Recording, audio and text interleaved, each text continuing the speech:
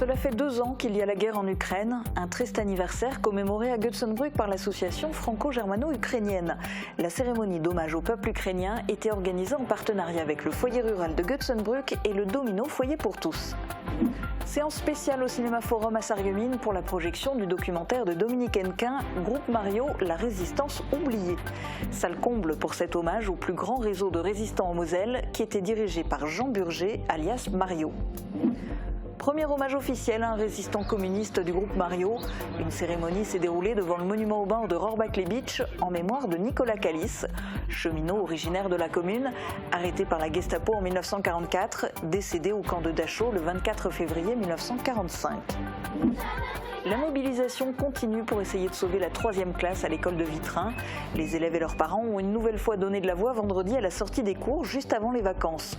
Tous espèrent ne pas subir 2 classes de 4 niveaux à partir de septembre. Début de la concertation pour le projet Émilie sur le site Émiluchet à Saint-Avold. L'usine de production d'hydrogène renouvelable et bas carbone devrait créer 200 emplois et produire à terme 56 000 tonnes d'hydrogène. La cavalcade a fait son grand retour à Bitche. Après 5 années d'interruption, le public a retrouvé l'ambiance de carnaval. Une trentaine de chars ont défilé dans les rues, accompagnés de troupes à pied et de fanfares, le tout sur le thème des années 1920. Premier stage d'Apkimudo à Sarreguemines depuis la crise du Covid.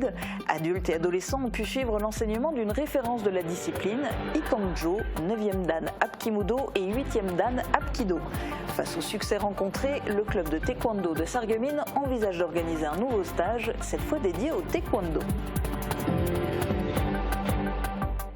Bienvenue sur Mosaïque Cristal. On va beaucoup parler d'hommage dans cette émission et notamment avec l'invité du jour, Jacques Maréchal, secrétaire départemental du Parti communiste français et secrétaire de l'association Espace Jean Burger. Ce sera l'occasion de faire un focus sur le groupe Mario, principal réseau de résistants en Moselle pendant la Deuxième Guerre mondiale. On commence cette émission avec une guerre qui est toujours d'actualité. Cela fait 2 ans que la Russie a attaqué l'Ukraine.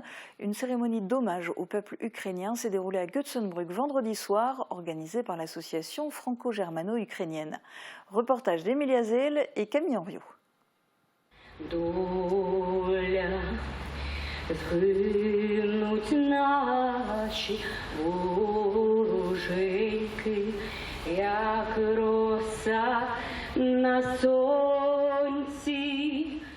L'hymne ukrainien a retenti vendredi soir à Göteborg sur la place du village, illuminée de bleu et jaune. L'association franco-germano-ukrainienne a organisé une cérémonie d'hommage au peuple ukrainien en partenariat avec le foyer rural de Göteborg et le Domino Foyer pour tous.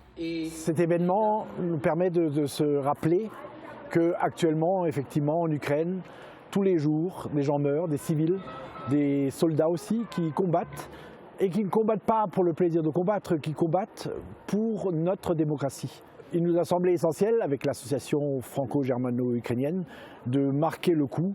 Les gens venus nombreux ont pu déguster des spécialités ukrainiennes et écouter plusieurs témoignages et discours émouvants. Jeder Ukrainer ist im Kampf für jede Minute. Also, ich bin sehr, sehr dankbar allen Menschen, die heute gekommen sind. Je suis très reconnaissante envers toutes les personnes qui sont venues ce soir. Il a aussi plu, malgré tout, beaucoup de gens étaient présents pour soutenir l'Ukraine. Bien sûr, cette journée est très touchante pour moi, donc je ne peux pas parler calmement, sans pleurer. Also, ich kann nicht ohne weinen ganz ruhig sprechen. Un musicien du village a joué la sonnerie aux morts, puis une chanteuse ukrainienne, ayant fui le Donbass après le début de la guerre, a chanté l'hymne de son pays en a cappella. Elle fait partie d'un groupe de rock particulier, car il est notamment composé d'Ukrainiens, de Russes et de Biélorusses réfugiés à Saarbrücken. Я трошечки сама даже не розумію, як це воно сталося, адже я вважаю, що війна війною. La guerre est terrible et je ne sais même pas comment le groupe s'est formé. Ça s'est juste fait parce que la musique rassemble les gens dans les moments difficiles, dans les temps difficiles, elle inspire.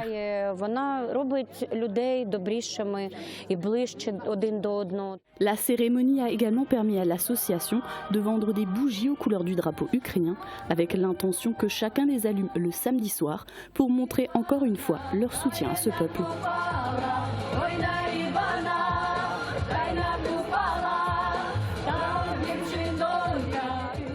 Le groupe Amberhead, composé de 5 musiciens et de la chanteuse Margarita Kudryas, s'est formé il y a 1 an et demi, Tous ne sont pas des professionnels, mais leur concert vaut le détour.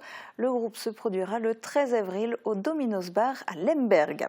Avec notre invité du jour, on va parler d'une autre guerre, la Deuxième Guerre mondiale. Plus précisément, on va parler des résistants, avec un focus sur les résistants communistes, souvent oubliés de l'histoire.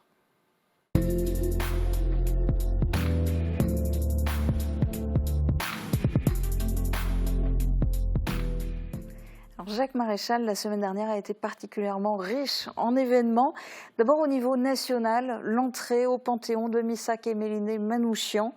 C'est un symbole très fort, la reconnaissance de l'action des communistes dans la résistance française. Il était temps ?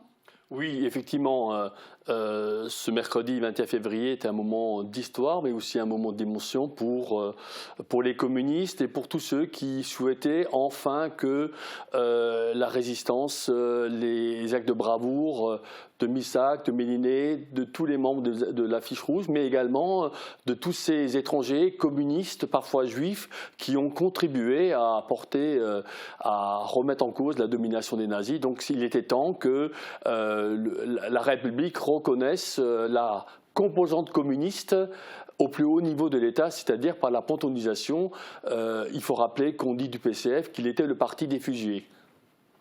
Alors, des communistes dans la résistance française, il y en a eu énormément, y compris, et ça les gens le savent souvent moins, en Moselle. Votre association rend d'ailleurs hommage à leur chef, Jean Burger. Son nom de guerre, c'était Mario. Dites-nous-en un peu plus sur ce chef de réseau.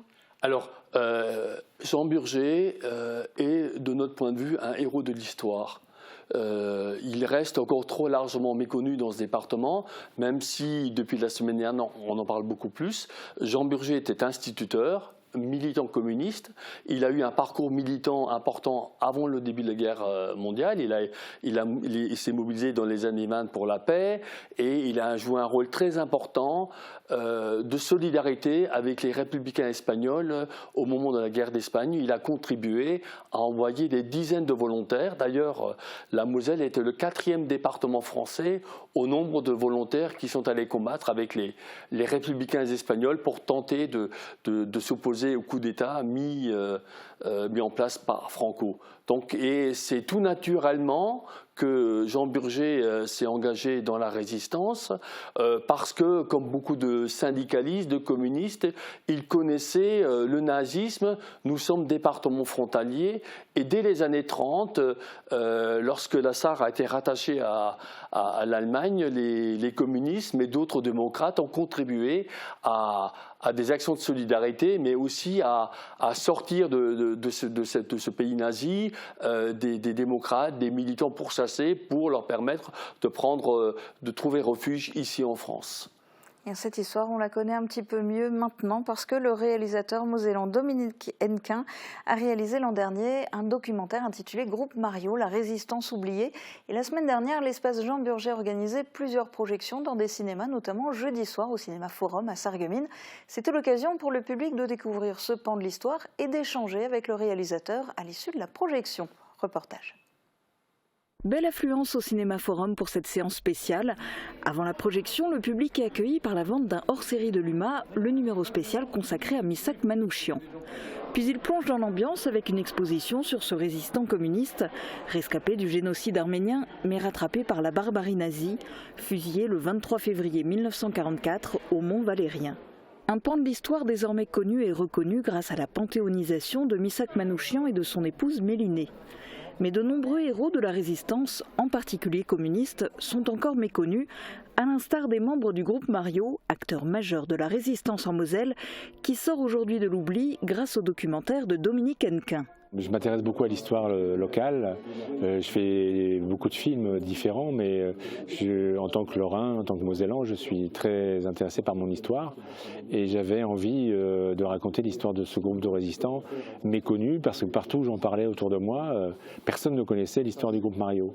Et donc voilà, j'ai eu la volonté de faire ce film pour la mémoire collective. Et j'ai surtout pensé aussi aux nouvelles générations, celles qui n'ont pas eu accès aux témoignages directs de personnes qui ont connu la Seconde Guerre mondiale. Quelques 3000 hommes et femmes auraient participé aux activités du groupe Mario.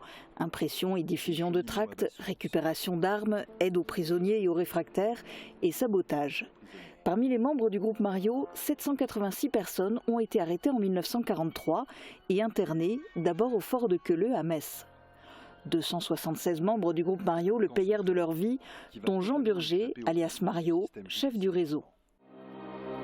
Jean Burger ne passera pas par Natzweiler. Comme chef de réseau, il est directement envoyé à Dachau, puis dans l'enfer d'Auschwitz et dans le camp de Nordhausen, près de Dora. Grièvement blessé par un bombardement américain, il meurt le 4 avril 1945. Le groupe Mario, c'est une histoire tragique, poignante, mais aussi une soif de vie et de liberté qui a marqué Dominique Hennequin pendant la réalisation de ce documentaire tiré de témoignages d'archives. C'est la volonté de ces gens qui étaient des gens simples, qui ne se posaient pas de questions, qui résistaient parce que simplement il fallait résister, que c'était dans leur tripes, dans leur cœur, je dirais, et que voilà, ils ne pouvaient pas laisser l'occupant nazi occuper le territoire de cette manière-là, et que la question ne se posait même pas pour eux de résister. Et toutes ces personnes qu'on voit là, qui ont 65, 70 ans, quand elles parlent et qu'elles témoignent, il faut se rappeler qu'elles avaient 20, 22 ans, des fois 18 ans, et que c'était la jeunesse mosellane qui se levait contre l'occupant nazi. C'est ça qui est extrêmement touchant en fait. Dans la salle, toutes les générations sont présentes, et quand le public prend la parole à l'issue de la projection, c'est souvent pour évoquer le père ou le grand-père qui faisait lui aussi partie du groupe Mario. Je suis là avec mes enfants, donc je vous remercie pour ce film qui me permet d'aborder avec eux cette histoire. Il a connu, mon grand-père était originaire de Holbach, juste à côté de la Chambre, d'où est originaire Pierre Masse, qui est évoqué dans votre film et qui a été assassiné à Queuleux. Il y a une chose importante, c'est que quand la lumière se rallume, la plupart du temps les gens n'applaudissent pas. Et je le prends pas mal du tout, c'est simplement que les gens sont extrêmement émus par le film. Et à chaque fois ça me touche beaucoup. Je voyais des personnes qui étaient en larmes là ce soir dans l'Assemblée, et à chaque fois ça me saisit, parce que ça veut dire que cette histoire, ce film les a touchés. Et ça, c'est pour moi la meilleure des reconnaissances, c'est-à-dire que le public est touché par le film. Le fait qu'ils n'applaudissent pas à la fin du film, pour moi, c'est le meilleur des retours. Finalement, ça veut dire que le film a touché les âmes, et pour moi, c'est formidable. Et oui, c'est un documentaire particulièrement poignant. C'est important pour vous de le faire découvrir au grand public en organisant comme ça des projections dans les cinémas ? Écoutez, oui, moi j'ai découvert ce film à sa sortie au mois de novembre. Très rapidement, notre association a pris contact avec Dominique Hennequin pour participer à la diffusion de ce documentaire. C'est un fantastique document pédagogique d'un format de 50 minutes, donc qui peut être utilisé en milieu scolaire. Et nous avions souhaité, dans cette semaine écoulée, où on allait parler de la résistance ouvrière et communiste, montrer que finalement, entre Jean Burger et Misak Manouchian, il y avait beaucoup plus de points communs que de différences, et on avait là un support extraordinaire qui montrait à la fois l'histoire et qui permettait de faire le lien avec la résistance en Moselle et la résistance nationale. Et finalement, ces soirées, ces projections-là ont été à la fois emplies de réflexion, mais aussi beaucoup d'émotions. Les gens ont pu découvrir et se réapproprier une partie de l'histoire de ce département qui malheureusement est encore trop peu connue. Avec beaucoup d'échanges aussi à chaque fois après les projections. Oui. Moi, j'ai eu l'occasion d'entendre un certain nombre de témoignages très émouvants de gens qui racontaient que leur grand-oncle ou leur grand-père avait participé au réseau Mario, il avait fait ceci, il avait fait cela. Et donc, il y a encore une histoire à écrire et à consolider pour qu'on puisse montrer que finalement, dans ce département aussi, la résistance était organisée. Elle a été organisée grâce notamment à l'organisation communiste, aux syndicalistes, aux mineurs de charbon, à des gens qui avaient déjà l'expérience de bataille syndicale, de bataille politique, et qui étaient portés par des convictions. Il faut contribuer à la défaite du nazisme. Autre événement marquant, c'était ce week-end, samedi matin, à Rohrbach, commune dont vous êtes d'ailleurs originaire. Pour la première fois dans le Pays de Bitche, un hommage a été rendu à un résistant communiste qui faisait partie du groupe Mario. La cérémonie en hommage à Nicolas Callis, originaire de Rohrbach-Pays de Bitche, s'est déroulée devant le monument aux morts. On va en parler juste après le reportage d'Emilie Hazel et Thibaut Desmerlet. Pour la première fois, un hommage a été rendu à un résistant et militant communiste au pays de Bitche. Devant le monument aux morts de Rohrbach-les-Bitches, la mémoire de Nicolas Kalis a été honorée. Originaire de la ville, il était responsable syndical CGT et cheminot. Il faisait partie des 800 membres du groupe de résistance communiste Mario. Il fait partie de ces militants qui, connaissant le danger, la réalité du fascisme, du nazisme en Allemagne, a continué dans des conditions extrêmement difficiles ce combat pour ses convictions. Nicolas Kalis a d'abord été ouvrier aux faïenceries de Sarreguemines, puis cantonnier à la Société des chemins de fer d'Alsace-Lorraine. Il a continué lorsque la société a été rattachée à la SNCF, puis lorsque les chemins de fer ont été administrés par la Reichsbahn durant l'annexion allemande de 1940. En Moselle, beaucoup de cheminots ont résisté face au nazisme. En Moselle, là où les actions de résistance étaient d'autant plus risquées que nous étions en plein territoire annexé, les cheminots résistants, bien souvent membres du groupe Mario, ont également payé un lourd tribut. 102 d'entre eux ont été victimes de répression, 3 sont morts pendant les combats de la libération et 2 sont morts engagés dans l'armée de libération.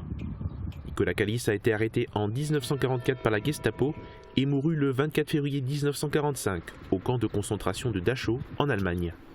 Des fleurs ont été déposées sur le monument où son nom a été rajouté.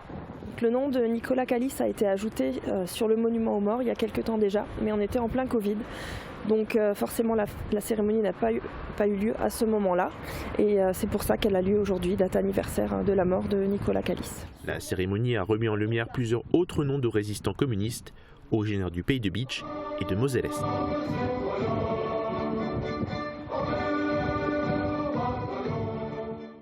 Alors une cérémonie qui était prévue déjà il y a quelques années, qui a été repoussée à cause de la crise du Covid, mais quand même, première cérémonie de ce type, pourquoi il a fallu attendre si longtemps ? Écoutez, c'est une question éminemment importante. C'est vrai que pour des raisons probablement politiques, de rancune politique, même politicienne, j'allais dire, la résistance n'a pas trouvé dans l'histoire dans l'histoire de la Moselle la place qui lui aurait dû. Et nous essayons modestement de rétablir un peu les faits, de faire ce travail de mémoire, de devoir de mémoire. On l'a fait il y a 2 ans pour Eduard Schwartz, qui était aussi militant communiste, qui a été lui exécuté à Stuttgart par les nazis. Donc il y a des noms comme ça qui sont tombés dans l'oubli, ce qui à nos yeux n'est pas acceptable. Et je crois que ce qu'on veut montrer, c'est une cérémonie extrêmement émouvante. Pour la première fois, un monsieur qui a payé de sa vie ses convictions, son opposition au nazisme, on lui a rendu hommage. Et moi, je me félicite que la mairie, la préfecture se soient associés à cet hommage. Le premier, je pense qu'on a besoin de continuer comme ça. Le groupe Mario avait des militants à Rallin, à Enschelberg, à Saint-Louis-les-Bitches. Je ne vais pas citer toutes les communes, mais en tout cas, il y a à la fois à leur rendre hommage et il y a à poursuivre ce travail, peut-être y compris avec les archives de Sarreguemines, pour montrer que des militants sont tombés totalement dans l'oubli et que Primo Levi dit que celui qui ne connaît pas son histoire est condamné à la revivre. Donc je pense qu'on a besoin d'honorer, et je crois qu'on va aller vers des anniversaires autour du 80e anniversaire de la libération de la France en 1945-2025, et je pense que dans la Moselle, on va essayer d'y contribuer. Il faut multiplier les initiatives dans chaque village où il y a eu un résistant, peu importe son parcours, qu'il soit honoré, qu'il y ait une plaque de rue qui est comme ça, qu'on multiplie les hommages. C'est en enracinant dans les territoires qu'on permettra de voir que finalement les Mosellans étaient eux aussi opposés au nazisme. Et pour cette première cérémonie, parmi les personnalités présentes, il y avait notamment la sous-préfète, il y avait notamment le député. C'était important pour vous ? Oui, parce qu'effectivement, il y a par leur présence, d'ailleurs je les remercie une fois de plus, la République, dans sa diversité, reconnaît la réalité du groupe Mario et a rendu hommage dans son village à Nicolas Kalis. Pour moi, c'était une cérémonie avec beaucoup d'émotion parce que j'ai grandi de ce village et me rendre compte, comme il y a quelques années, qu'il y avait là un monsieur communiste, syndicaliste, mort en déportation, qui était tombé dans l'oubli. Il fallait qu'on fasse le nécessaire et je me félicite de la tenue de cette cérémonie. Eh bien, merci beaucoup d'être venu témoigner Merci pour votre invitation. en direct sur Mosaïque Cristal. À Vitrin, les parents d'élèves de l'école Quatrefeuille montent de nouveau au créneau. Vendredi, à la sortie de l'école, ils ont organisé une nouvelle manifestation pour dénoncer la fermeture prochaine d'une classe confirmée par le Conseil départemental de l'éducation nationale à Metz le 16 février dernier. Reportage de Camille Henriot. Parents et élèves ont de nouveau donné de la voix ce vendredi 23 février à la sortie de l'école. Ce qu'ils dénoncent, c'est la suppression d'un poste d'enseignant et la fermeture d'une des 3 classes de l'école Quatrefeuille à Vitrin. Une fermeture désormais confirmée par le Conseil départemental de l'éducation nationale le 16 février à Metz. La décision est contestée aujourd'hui par les parents d'élèves. On trouve toujours inacceptable que notre classe ferme. Certes, le nombre d'élèves est moindre, mais on est arrivé à avoir des élèves en plus pour la rentrée.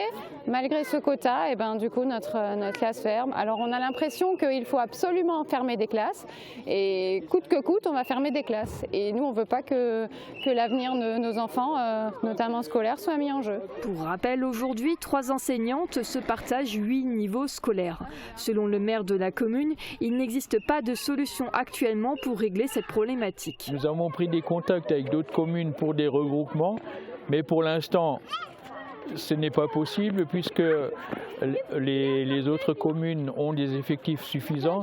Donc pour l'instant, faire un regroupement, c'est très difficile pour nous. Donc nous demandons au minimum 1 an pour garder ce poste et nous préparer à la prochaine échéance pour la rentrée 2025 ou 2026.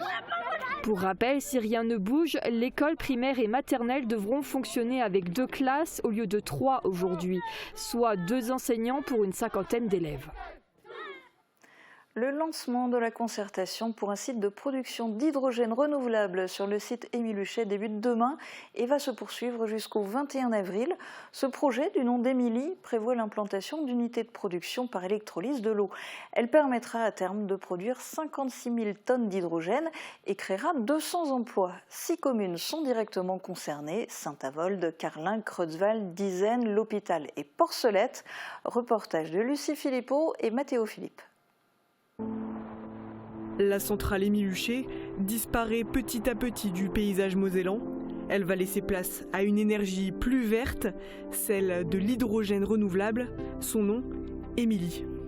Décarboner, réaménager et développer, voilà les plans d'action pour le futur site de production. Gazelle Énergie et GRT Gaz sont les porteurs du projet. À terme, 56 000 tonnes d'hydrogène renouvelable seront produites par électrolyse de l'eau, directement puisée dans la Moselle. Cette production d'hydrogène vert profitera aussi aux frontaliers allemands. Remplacer le charbon ici nous permet de passer à l'hydrogène et d'en produire. Et remplacer le charbon, le coke de charbon côté allemand, leur permet aussi de diminuer leur impact carbone et de sauver les emplois. Donc finalement, c'est gagnant-gagnant de chaque côté de la frontière. Les salariés de la centrale seront réemployés sur ce projet qui d'ailleurs amènera à en créer d'autres.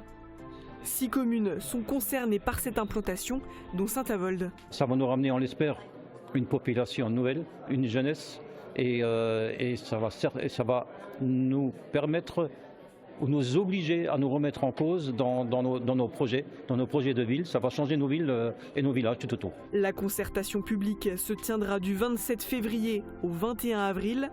L'aboutissement final du projet, lui, devrait voir le jour d'ici 2030. La saison de carnaval bat son plein. Hier après-midi, une trentaine de chars ont défilé dans les rues de Bitche où la cavalcade faisait son grand retour après 5 années d'interruption. Retour en images et en sourire sur ce moment de joie.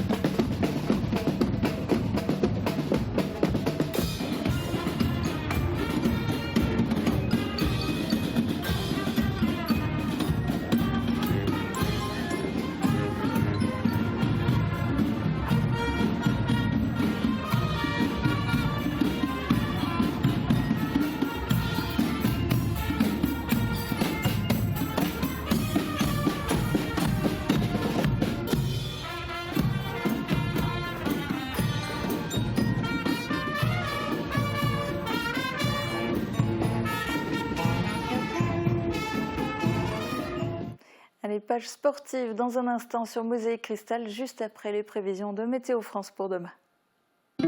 Couverture, crépissage, peinture et isolation. Avec Moder Habitat, votre maison sera belle et confortable par tous les temps.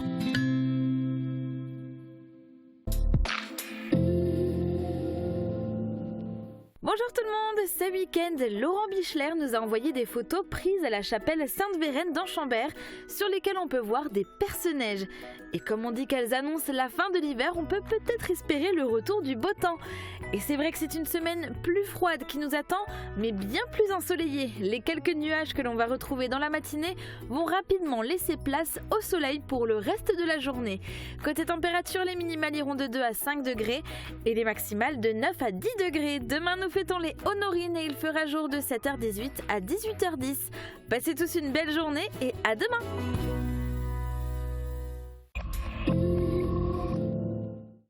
Vous souhaitez crépir et isoler votre maison, rénover votre toiture et vos gouttières? N'hésitez pas à faire appel à Moder Habitat. Depuis plus de 15 ans, les professionnels œuvrent aux 4 coins du département. Leur priorité, vous satisfaire en termes de conseils, de choix des produits et de qualité de mise en œuvre. Couverture, crépissage et isolation, faites confiance à Moder Habitat.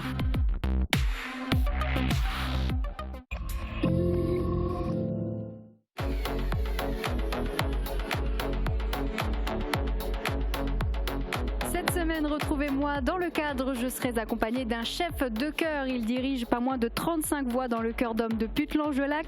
C'est un pianiste, chanteur, compositeur, professeur. Il s'appelle Nicolas Trinquel. Walk it, man.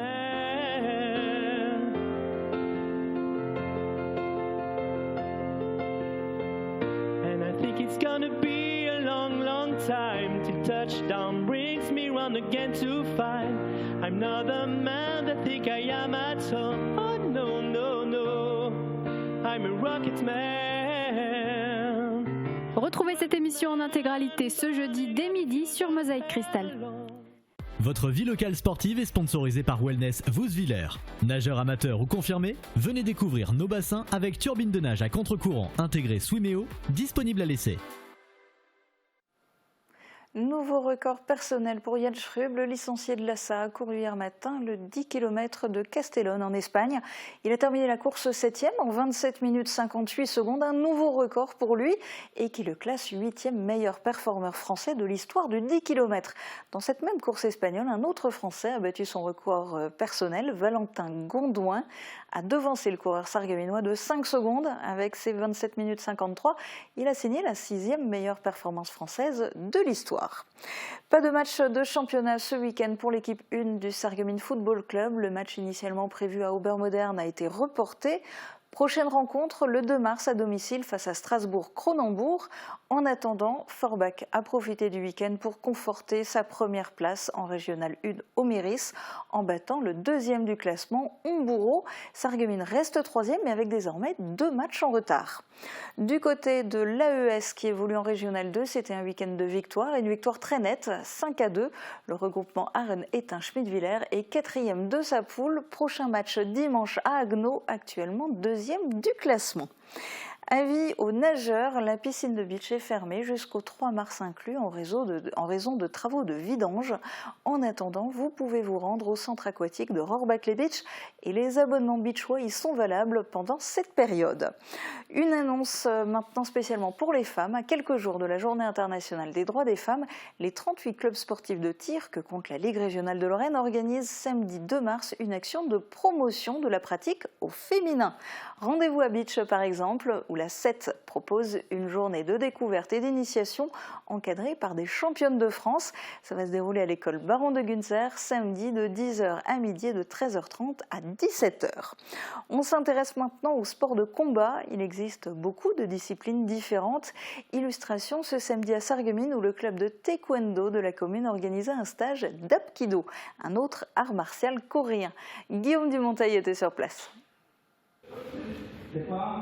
Il y avait du monde ce samedi au gymnase Ruroski pour ce stage d'Apkimudo, le premier organisé par le club de taekwondo de Sarreguemines depuis la crise du Covid. Sur place, on retrouvait des hommes et des femmes, des adultes et des adolescents venus suivre l'enseignement du maître Lee Kang-jo, 9e dan Hapkimudo et 8e dan Hapkido, une référence de la discipline. Les stagiaires étaient attentifs pour tirer profit au maximum de la présence de l'expert. Comprendre, s'approprier, mettre en place pour essayer de reproposer par la suite, quoi. Il ne s'agit pas de les faire qu'une fois, quoi. Il s'agit de les voir, les comprendre et puis après les travailler, retravailler.